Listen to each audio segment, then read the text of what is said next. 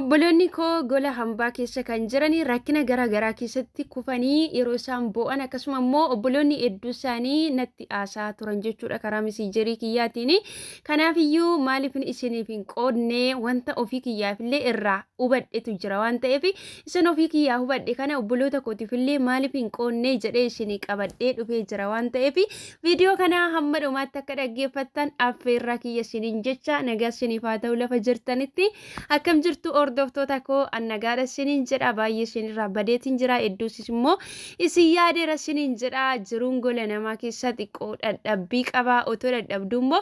viidiyoo dhufnee hojjanna waan ta'eef iyyuu viidiyoo dhufnee hojjannee viidiyoon immoo laayikii akkasuma immoo viiyuu hin qabu nama hin jajjabeeffamu yoo ta'e xiqqoo ishii dadhabbii bakka nama fayyadu kan jedhutu keessa namaatti dhagahama waan ta'eef wanti hojjannu immoo nama fayyadu yoo ta'e nuti immoo bu'aa dhabeeyyii taanee hirriba keenya dhiisurraa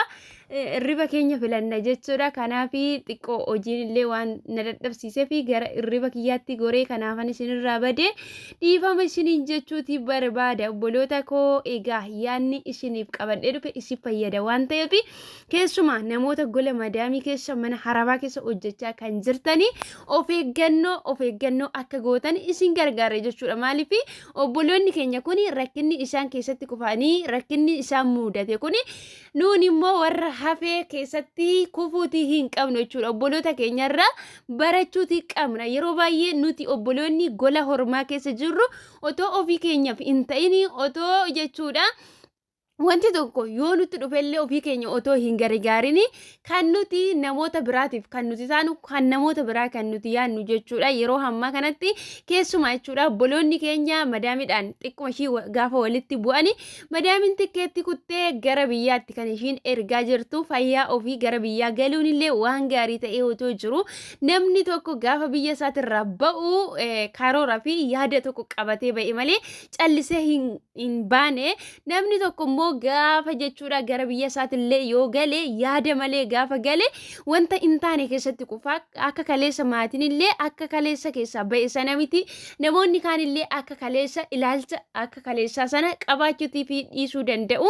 Kanaaf iyyuu obboloota koo isin gargaara jedhee viidiyoo isin qabadhee dhufeera waan ta'eef viidiyoo kana isinillee obboloota keenya hin gargaara yoo jettanii sheer gochuutii hin dagatinaa na jajjabeessaa yaada qabdanillee koomiisaa ta'u qeeqa jechuudha. Yaada keessan naa kenna wantan sirreessuu qabu isiniin jedha. Haaraa kan dhuftanillee baga nagaan dhuftanii anaa dhufu isiniin jedheetiin jira. Subscribe gochuudhani mallattoo yaadachiiftu yookiis immoo alarmii ol kan jedhu rakkaa yeroo hundumayyuu wanti asirraan darbu akka isin qaqqabuuf isiniin jedha. Tumsi keessan na wajjin haa ta'u isiniin jecha obboloonni keenya yeroo hammaa kanatti hedduu isaanii jechuudha otoo mana ijaarrachaa jiranii maallaqa of harkaa qaban gara biyyaatti erganii karoora hedduu isaanii baafatanii otoo jiranii gara biyyaatti otoo hin beekin galaatii jiru jechuudha. Obboloota koo hedduu isaanii immoo otoo uffata bakka yuunifoormii ofirraa qabanii illee kan galantu jiru otoo shaanxaa tokko bitatanii hin qabaatini. Harka isaaniillee galanii biyyarraa jechuudha galanii biyya biraattillee deebi'anii hojjetachuudhaaf illee wanta ittiin as deebi'an maallaqa dhabanii jechuudha. Yeroo isaan biyya keessatti baay'ee tokko akka isaan rakkatan yeroo as jiranillee jechuudha dhugaa dubbachuudhaaf micayyoon tokko seerumaan naa kaaftee turte jechuudha keessanii otoo mana ijaarrachaa jiruutiin gale kennaanaan jette jechuudha. Otoo mana ijaarrachaatti jiruutiin gale maallaqa tokko of harkaa hin qabun ture garuu madaamii kiyyaan xiqquma tokko walitti buunee tikkeetti naa kuttee kanuma na geggeessiteen argee kinoo biyya jira biyya illee mana jalqabee mana ijaaraa jira waan ta'eef wanti tokko harka kootirra hin jiru yeroo ammaa kanatti. Kanaaf iyyuu as deebuudhaaf illee wanta ittiin as deebuu dhabee maallaqni baay'ee natti ulfaatee jira. Namni illee kaleessa fira koo kan ture yeroo ammaa kanatti namni hundumtiyyuu natti jijjiiramee naan jettee natti haasaa turte jechuudha dhugaa dubbachuudhaaf karaa messengerii kiyyaatiin. Kanaaf iyyuu obboloota koo maal isiniin jechuuti barbaade yoo jettanii obboloota koo gaafa asirru maallaqa qabna hojjannee jijjiiramuu dandeenya har'a yoo harkaa dhabnellee isa dhufutti argachuuti dandeenya jennee akka kanatti jechuudha kan nuti of jajjabeessatii jirru jechuudha. Gaafa biyya keenya irraa hin bahin immoo deemnee yoo rabbi nu gargaare hojjannee hin milkoofnaa akkasuma immoo hojjannee ofis jijjiirree maatii keenyas jijjiirra jennee biyyaa baanee yeroo as geenye immoo akka nuti yaadnu sana nu ta'uu didee gara biyyaatti deebinee ofii keenyafillee ba'aa taanee maatii keenya irratti kufnee maatiin keenyallee nun jaallatanii sammuun keenyallee akka kaleessaa sana otoo hin taane hojii bareera waan ta'eef gara biyyaatti gaafa deebine nu dhiphisa jechuudha. Kanaaf iyyuu maal isinii jechuuti barbaade jechuudha mala wantan ofii kiyyaatti fayyadamu qofan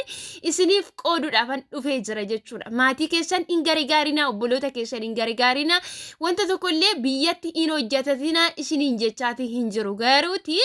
gola namaa kana keessatti yeroo jirtan jechuudha baay'ee otoo hin taane waanuma xiqqachuushi fakkeenyaaf wanta sin barbaachisa ta'e otoo arra jechuudha gara biyyaatti hin imalin dura uffata takkaa lama jechuudha bitadhaatii lafa kaa maaliif isin nama waan taataniif yuunifoormii mana madaamii keessanii baatanii biyya keessanitti galuun xiqqooshii amileedhuma keessa sammuu keessaniifillee gaariitii hin ta'u jechuudha. Kanaaf iyyuu uffata takkas haa ta'u lamas haa ta'u itti aansee immoo shaanxaa keessan bitadhaa ta'u lafa kaawwadha. Borus shaanxaa bitachuun keessan borutti hin oolu waan ta'eef warri nuti keessa jirru kun amala isinitti tolanii yookaas immoo amala wal taatanii wal keessa jirtu yoo ta'e iyyuu guyyaa tokko gaafa isinitti jijjiirame alagaan alaguma waan ta'eef wanti isaan isin jaalatanis amma isaan wajjin nagaatti jirtanitti amma isaanii baqa waan barbaadan sana isinirraa argatanitti malee hin gowwoomina gaafa sana gadi isin darbatu waan ta'eef waan baay'ee otoo hin taane shaanxaa keessanii fi uffata keessan lamaan takka sadan takka bitadhaa ta'u lafa kaawwadhaa of eeggachuutii hin dadhabina ittaansuudhaan immoo obboloota koo jechuudha jireenyi akka kaleessaa sana miti waan ta'eef iyyuu wantoota kaardiillee haa ta'u yookiis immoo galtee gara biyya biraallee deebitee hojjetachuudhaaf ganaa jechuudha deemtee ija namaa keessa laaltee namarraa dhabdee sammuun keessi ceephaa'u hirra jechuudha har'a otoo maatii kee gargaartu otoo hojii dhuunfaa keetillee biyyatti hojjetachaa jirtu maallaqa jechuudha yoo xiqqaate ji'a 2 ji'a 3 isa kana harkaa hin dhabina maallaqa keessanii akkaawunti buukii qabdu yoo ta'e sarra galfadhaa hin qabde yoo ta'e immoo ofii keessan biratti illee qabadhaa ta'u yeroo akka carraa jechuudha wanti isinitti dhufu hin beekta waan ta'eef maallaqa keessanii of harkaa badduu baaftanii borutti jechuudha gara biyyaa gaafa galtanillee akka tasa yookiin maatiin keessan baadiyyaarra jiraachuuti danda'u dafanii dhufanillee isin eeguutii dhiisuu danda'u jechuudha maaliif yeroo ammaa kanatti madaamini galgaluma gaafa isin geggeessuudha kan sana tiikeetti isinitti agarsiiftee har'a galtaa kan isin jetti jechuudha yeroo sanatti bilbilattanii bilbilallee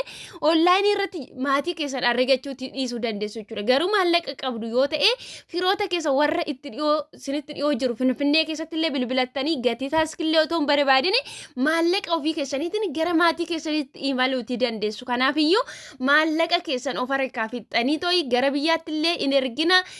akkasuma immoo of hin dagatina baqa yoo fakkeenyaaf doolaara 250 yoo nyaattan 50 irraa akkaawuntii keessanitti darbatadhaa ta'u 200 immoo wanta barbaadan sanirra oolfadhaa yookaas immoo 50 biratti hambifadhaa ta'u amma miindaa keessa fudhattan odoo hin balleessin jechuudha ofii keessan biratti wanta tokko akka borutti jechuudha isiniif ta'uufi of biratti qabadhaa isiniin jedha obboloota koo ol ka'an malee ol kaatan hin fuudhanii jedha Oromoo yeroo mammaaku. Obboloonni keenya gola Arabaa keessatti guggubatanii yeroo hedduu jechuudha yeroo baay'ee galanii kan isaan biyya keessatti rakkatan of dagachuu borurra har'arra boruu ofii kiyyaaf godhadha har'a maatii koon gargaara har'a qoy kanan jalaa kaasaa nan qaqqaba eessattan uffadha gola namaa keessa jira jedhanii harka isaanii duwwaa galanii amilee kan dhabanii isaan kana jira waan ta'eef obboloota koo adaraa keessa namni viidiyoo kiyya kana dhaggeeffatan borutti na taasisabdu waan ta'eef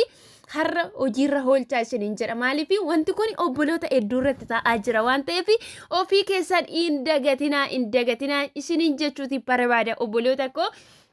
Yaanni nani kaase immoo dogoggora yoo qabaateef immoo dhiifama gaaffii yoo qabaattan koomentii jala naaf kaa'aa irratti hundaa'een isiniif deebisa isiniin jedha warri keessan immoo na dubbisaa turtan dhiifama naa godhaa xiqqoo shibiizii ta'ee waanan jiruufi